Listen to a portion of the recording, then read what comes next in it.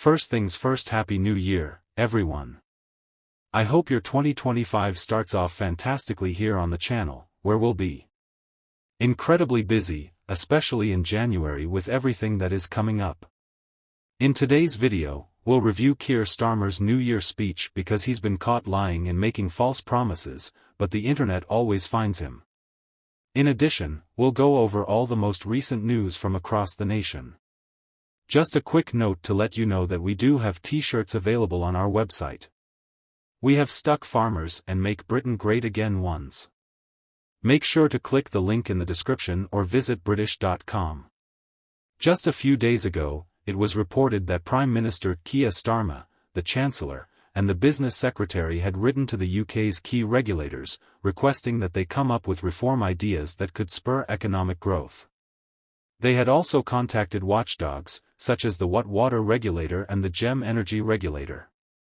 They are being asked to submit recommendations by the middle of January before Christmas, following data released earlier this week that showed the UK economy had stagnated between July and September. Shadow Business Secretary Andrew Griffith stated that the letter contains all the information you require about Saki's administration, asserting that he must implore his own government to foster growth following Labour's disastrous budget. They are currently out of their depth and in need of assistance, but he made these commitments in his New Year's message. Take a look. I want to be clear that until you can look forward and believe in the promise and prosperity of Britain once again, this government will fight for you in a fight for change that will define this year and next year. In fact, we have a clear plan for change every waking hour of this government. I know there is still so much to do and that for many people, it is difficult to think about the future when you spend all of your time trying to get through the week. The dream of home ownership is being restored with 1.5 million new residences. Kids entering school prepared to study in a more secure environment. He was searching for ideas and assistance just a few days ago, and now he guarantees us this guaranteed increase.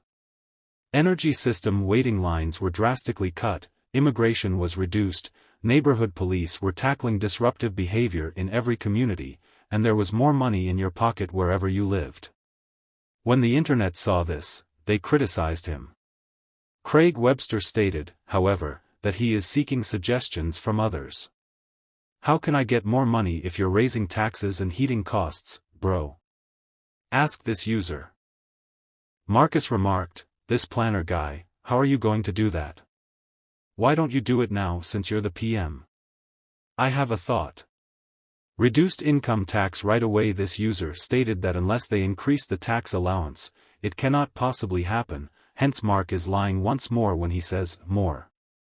According to this user, may I inquire how many homes have been constructed thus far, where the designs for the new homes are, and which locations? This man claimed that we would have more money in our pockets, which is comparable to the pledge he made to our seniors.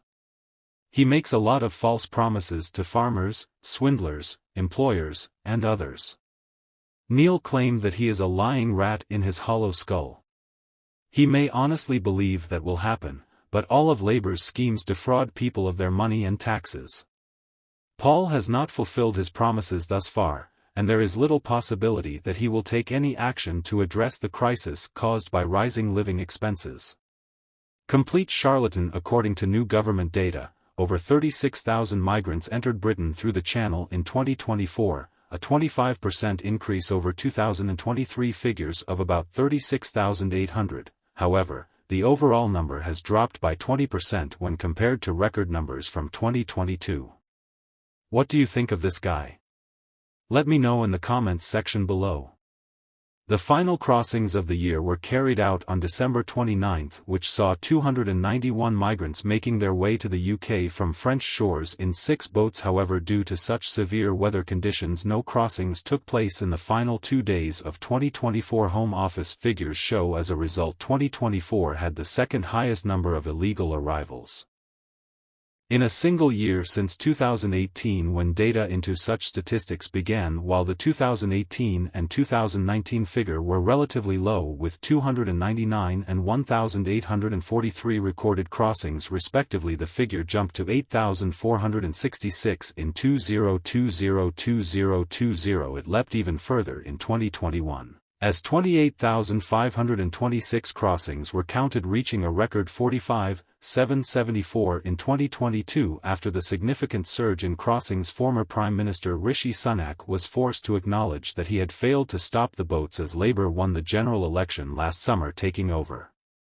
from the Tories. As a result, former Home Secretary Sala Bravman was never able to implement her infamous Rwanda scheme, which faced significant backlash and was ruled unlawful by the Supreme Court. Similarly, ex-Home Secretary and now backbencher James Cleverly failed to launch flights to Rwanda, although he made further efforts to solidify a treaty with the East African country as well as bringing back new legislation to the Commons. However, while 1,574 migrants arrived in the UK under the Conservatives, around 242 people made the crossing in the second half of the year under Keir Starmer's Labour government. Lastly, despite dealing with serious health issues throughout the year, the Prince and Princess of Wales celebrated the end of 2024 with a touching collection of family photos and memories.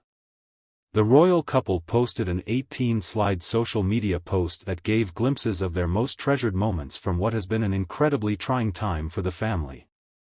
The Princess of Wales and King Charles both received cancer treatment in 2024, and Kate took a break from most public engagements to concentrate on her recovery. The couple kept their message straightforward but hopeful, using a tick emoji for 2024 and writing, "Happy New Year, everyone." The collection features intimate family experiences as well as Kate was able to attend a limited number of events while receiving treatment.